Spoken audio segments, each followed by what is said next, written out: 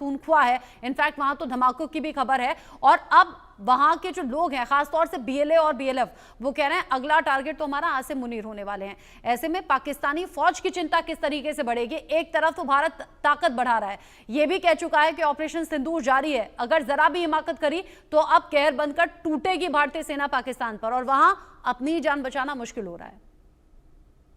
देखिए, बिल्कुल सही कहा आपने। वो इसलिए कि अभी जो उनका फोकस पाकिस्तान की सेना वो भारत के बॉर्डर पे है, तो उससे जो है, जो बलूचिस्तान में है, Balochistan liberation army, Balochistan liberation front, Khyber Pakhtunkhwa के अंदर में टीटीपी और पीओके और सिंध जो हैं वो बहुत एक्टिव सक्रिय हो गए हैं। उनको एक मौका मिल गया है, और बीएलए तो उनके जो पाकिस्तान के काफी हिस्सों पर कब्जा करते जा रहे हैं। अब झूठ सच बोल करके अपनी जनता को मूर्ख बना करके जो है मुनीर वो बन गया है फील्ड मार्शल, फोर्ड मास्टर, कुछ भी कहें। तो अब जनता को धीरे धीरे, उसका मतलब ये नहीं हुआ कि उनकी फौज की कोई एफिशिएंसी बढ़ी है या उसकी जो है सिक्योरिटी बढ़ी है। तो जैसे आपने कहा, टारगेट तो करेंगे, क्योंकि बलूचिस्तान के लोग तो बिल्कुल सरेआम ये कहते हैं, आपके चैनल पे भी आकर कहते हैं कि मुनीर सबसे बड़ा जो है वो आतंकवादी है, हमारे लोगों को मारता है, उठा लेता है, बलात्कार और पता नहीं क्या क्या तरह के जो अत्याचार किए जा रहे हैं। तो वो टारगेट तो बनना ही है, वो तो टारगेट बन ही जाएगा।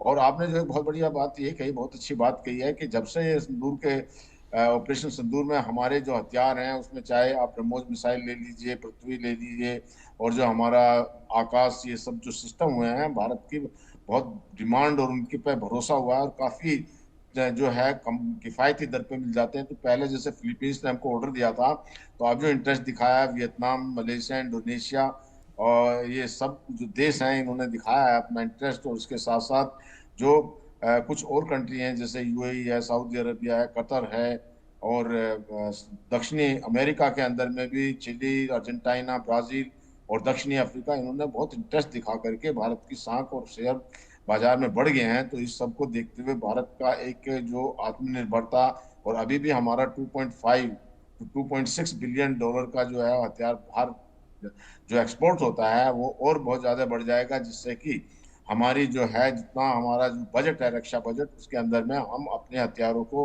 और ज्यादा बढ़ा सकते हैं। क्योंकि जो भारत के हथियार हैं, जो हमारे जो हथियारों की कीमत आती है, वो इंपोर्ट करने से बहुत कम आती है। तो आत्मनिर्भरता के साथ साथ जो उसी फंड्स के अंदर में हम संख्या बढ़ा सकते हैं हथियारों की, तो ये एक बहुत ही अच्छा कदम है।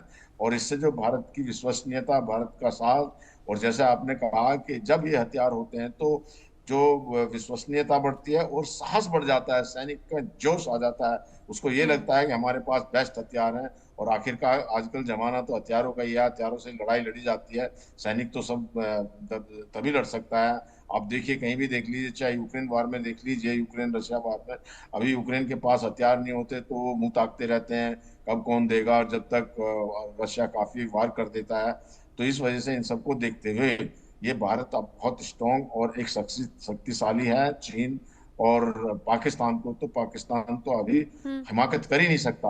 और अगर उसने कोई हिमाकत करी तो बहुत बुरी तरह से उसका एक जो है इतना खामियाजा उठाना पड़ेगा कि हम्म। जिसको भूल नहीं सकता। पाकिस्तान जो है इस समय उसके पास खाने के और लिए पाकिस्तान के पास तो पहले ही ऐसे कई जख्म हैं जिन्हें भर नहीं पा रहा है, और अब नए जख्मों की तैयारी है। यानी कि जो नुकसान अभी ऑपरेशन सिंदूर में पाकिस्तान ने झेला है, उसे सालों साल भर जाएंगे उन्हें भरने के लिए, उन्हें हील करने के लिए। और अब अगर अगला कोई भी पंगा लेता है तो खुद पांव पर कुल्हाड़ी मारेगा। और वैसे भी पाकिस्तान के जो अलग अलग प्रांत हैं, वहां पहले ही अनिश्चितता है और अपनी ही सरकार और फौज के खिलाफ लोग हैं, और इसीलिए दावे होते हैं कि पाकिस्तान के टुकड़े जल्द होंगे। तपेश चौधरी जी, जेके बंसल जी, बहुत शुक्रिया आप दोनों का इस डिस्कशन में साथ में रहने के लिए, इंडिया न्यूज के साथ जुड़ने के लिए।